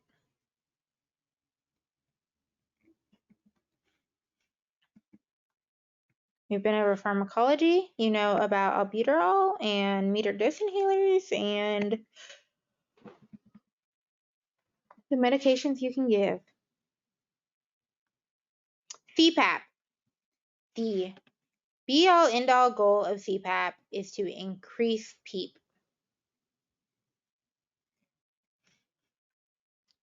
A lot of times, this will be for patients with pulmonary edema and patients who you have tried to give them an albuterol treatment and it's not really doing much because they can't get it into where it needs to be. Albuterol works on the alveoli, which are the very bottom, very tiniest part of the respiratory system. They have to get it all the way down there for it to be effective. If you have a asthma patient that you can talk to and has strong pulses and is able to follow commands, and you cannot get their asthma attack stopped, you can give that albuterol through the CPAP, and it tends to bring them out of it a lot faster because it's forcing that medication in where it needs to be. Patients do not like CPAP. It scares them. It's uncomfortable. And you're definitely going to have to coach your patient through it. We used to have standing orders to give Versed if a patient was put on CPAP. The doctors have kind of figured that one out and took that one out of there. Make sure you're looking at your oxygen supply because you don't want to run out. And you can run out and not know it with the new disposable CPAPs. You can't hear them. You can't tell when the oxygen has stopped flowing to them.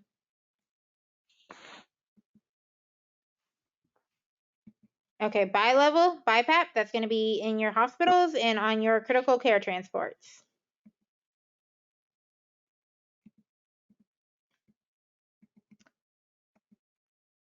Asthma, again, we see it a lot with little kids. Something to listen for in patients with asthma, be it little kids or adults. Listen to a cough that won't stop. It just keeps going and going, and it has kind of a distinctive sound to it.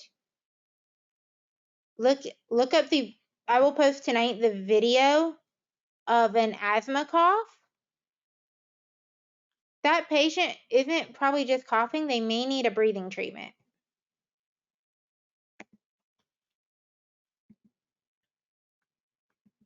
All right, we've been over these.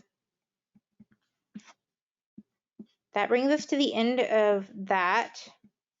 Oh, specific conditions, infants is a whole different world. We're going to go over that in special populations. The ones that we really have to be careful with as far as children is right here. Tracheostomy dysfunctions. They will be on a ventilator a lot of times.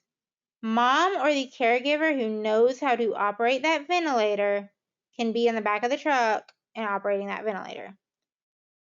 That equipment has to go with them, obviously, and unfortunately, you guys cannot operate that. They may ask you to BVM these patients instead of bringing their home ventilator. It's very rare. Moms don't like taking their babies off of that because that is breathing for them. And if they do, it is okay to BVM these patients, but tell them that it will probably be much more comfortable and effective to bring their little portable ventilator. Sometimes kids with tracheostomies are not on ventilators. We don't see that as often, but they still have the same possible dysfunctions. I call them snot bubbles that they get in there, and it is like a giant booger inside the tracheostomy, and it is the exact same as any other airway obstruction. You have to get it out, and when it comes out, it's going to be nasty. I'm just going to tell you.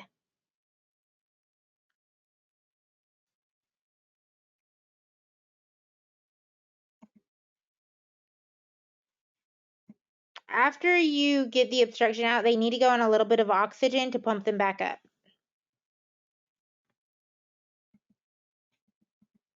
All right. So we were done with that chapter. We did not do, I know the schedule says that we were to do BLS. That is going to be a skills week quick cover right before skills week, because that is all your CPR class that you already took and the stuff that you will be tested on in skills. So let's go back to some of the new fun stuff I said was coming that we were going to go over. We went over it a little bit at the beginning. You now have, some of you have already gotten your emails. You now have access to Zoll eCharts. You will have access to Navigate. If you bought a used book or for some reason did not get an access card for Navigate, please call me or email me or Roy and he can pass it on to me and we will get you set up with that. It's going to be invaluable. It's a great program. You already have the access to it. You just have to log in. Log into JB Learning, put in that access code inside your book, and choose instructor-led training, and use the code I'm going to send out to everybody that will log you in. And then the third thing is some people were asking about extra credit. So we looked at that.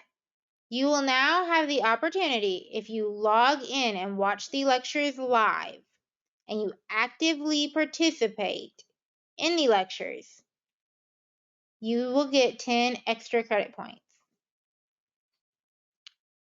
Then the other side of that is another chance to get extra credit is at the end of each course going forward, there will be a roundtable discussion, patient assessment, patient treatment.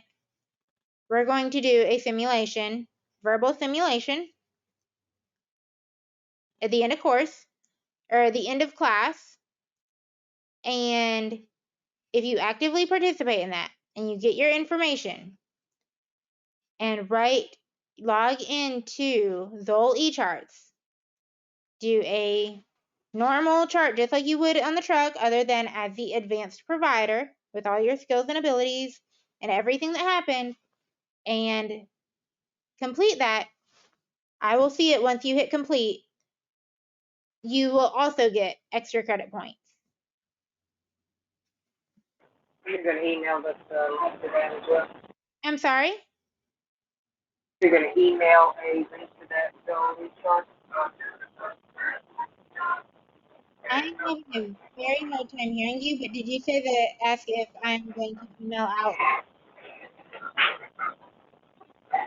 login information?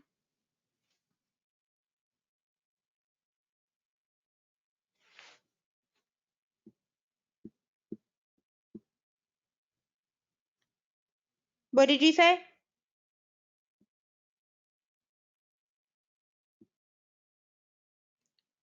Okay, well, I assume you're typing. Are you X chart? E chart? Yes. It is actually an app as well, or you can log in online if you do not have a smartphone or a computer. Well, I guess you'd still have to have that. But if you don't have a mobile device that you can download apps on, it's called Zoll eCharts. And I tried to pull it up. It would not let me pull up a preview of it for you guys to see through GoToMeeting. But I'm going to put it on Navigate, ZOLL, Zoll eCharts. You will get an email to the email I have in the roster for you with your login info. This will also be very useful for you to do your charts at the end of course when you are doing your ride-alongs and your work in skills days.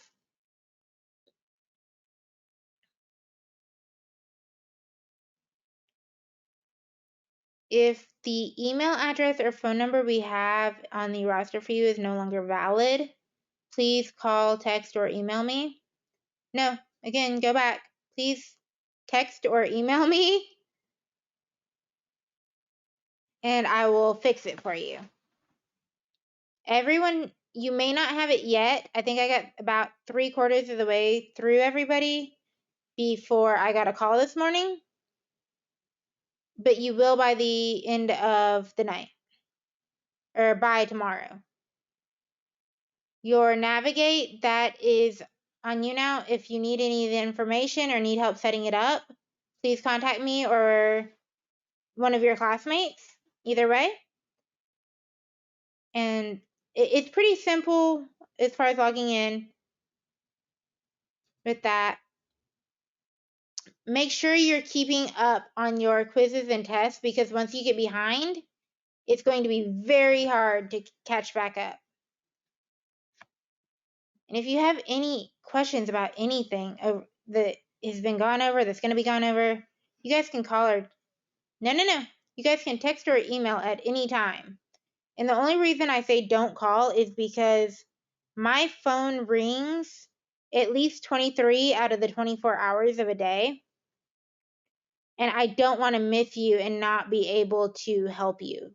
If you send a text or email, I'm going to see it eventually.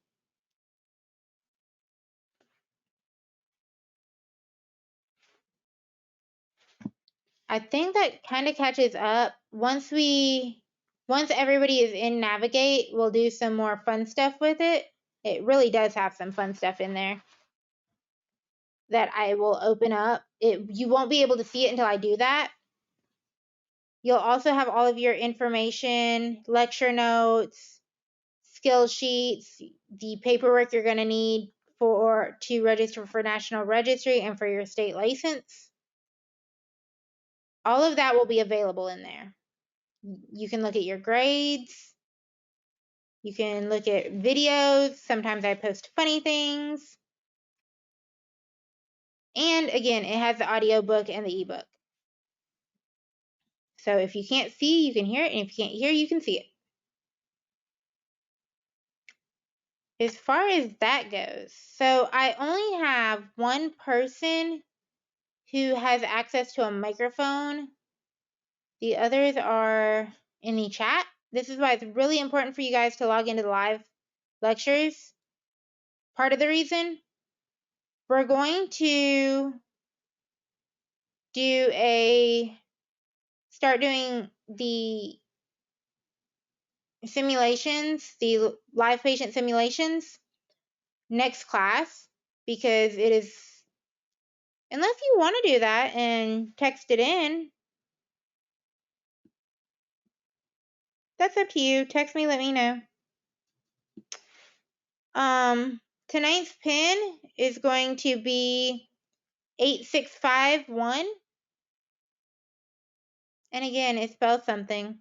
Text me and tell me what it spells. You might get extra credit. I gave oral last. What? We just come up with 3,825.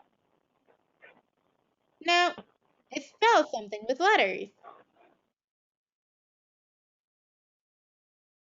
No clue. It spells duck. D-U-C-K, duck. And where do you get those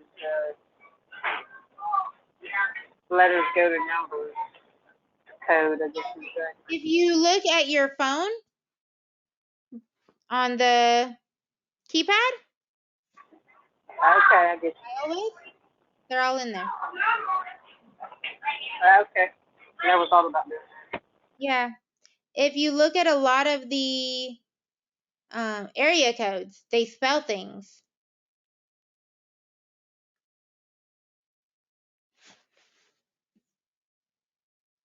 All right. Does anybody this whole class tonight, just to be blunt, this is stuff you guys have gone over. This is stuff you know. It may not seem like it, but you've seen these patients. You guys have been working on the ambulances. You know that you need to wash your hands and wear your gloves. You know that COPD is nasty and very uncomfortable for these patients. It's not a really exciting lecture, but if you guys can come to the live lectures, we can get discussions going about this. It can become interactive, much more interesting. Come to the live lectures, guys. I am begging you. Plus, you stand a much higher chance of retaining the information. I keep getting this flashing thing saying people can see your screen, and it's like it wants me to close it out or something. But that's kind of my purpose.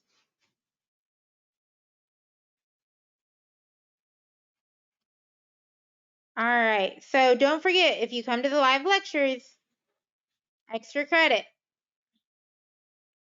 And I'm saying that for the person who is I'm here, because I have a feeling that's what we want. All right.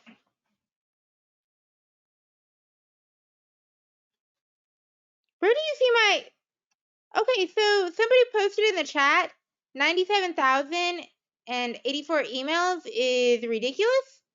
I cleaned out my text messages today on my phone.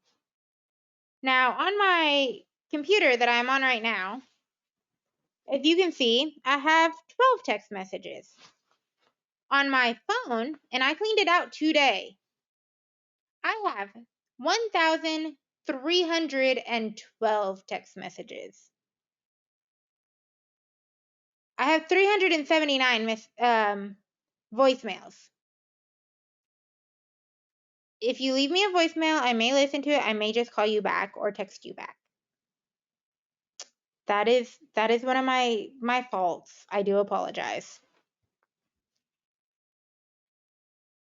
But yeah, this is why I need you to text or email me.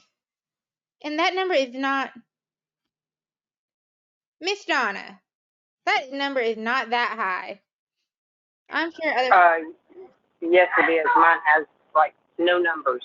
If I have a number by one of my apps, it has to go away right away. I can't. I don't think I have an app that does not have numbers next to it. Nope. That will wake me up in my sleep if I hear that. So what you're saying is, if I ever need to motivate you, I just need to send you pictures of these numbers. Yeah, because they would drive me crazy. Okay. Hey, so just to make me feel better, I will give 5 extra credit points to anybody that can show me that their phone has more numbers there than mine does. and so I can use it on Miss Donna. I do check my emails. Those are the ones that I did not feel the need to reply to. So what do I get out of that? I can't win here. A whole lot of pictures of phones is what you're gonna get.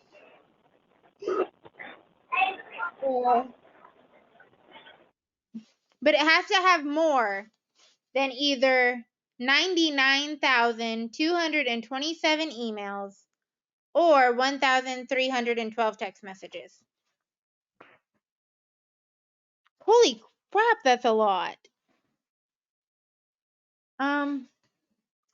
Okay. I promise that I do check my text messages. Those are the ones that did not need my attention.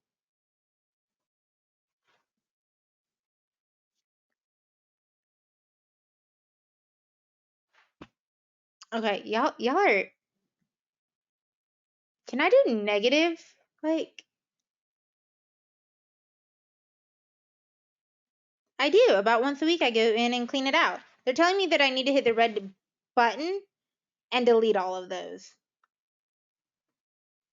Once a week, I could devote a couple of hours to cleaning out all the junk out of those.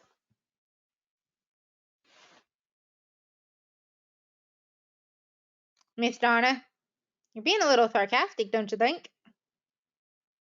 I like it, but you know, that kind of hurts. But anyhow, yeah. Oh, wait, and if you have more than 379 unread or unheard voicemails, that also counts. So again, your numbers to beat are 99,227 emails, 1,312 text messages, or 379 voicemails.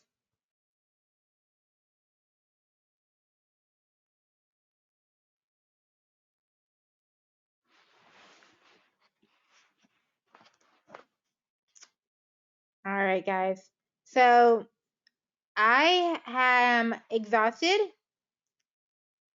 and I have a 9-hour drive as soon as I get off here.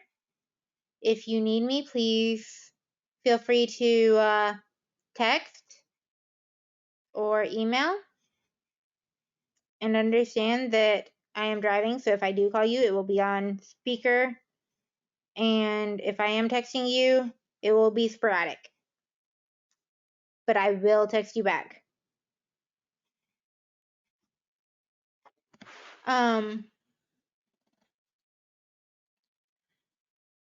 I think I touched base on everything that's happening. If you get funny looking emails, those are from me.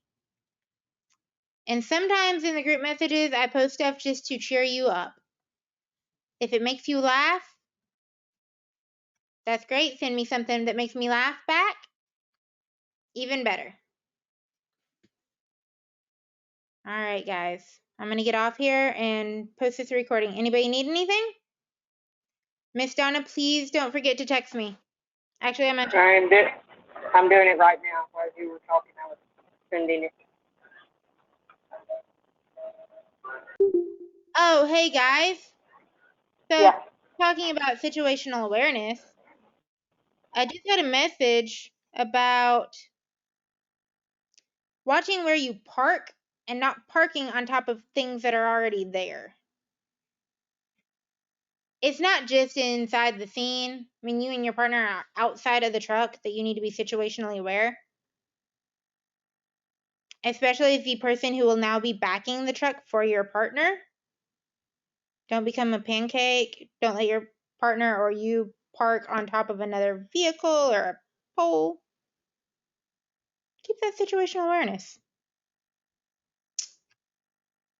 Actually, that's the third one I've got from 3 different companies tonight. Somebody did something. All right. So again, the code for tonight is 8651. As soon as you get the email and can, please go in and log into Zoll eCharts. You can use the app or online, I don't care which, and navigate, not the test prep, the navigate access. Other than that, everybody have a safe and happy weekend. All right. Have a good night, y'all.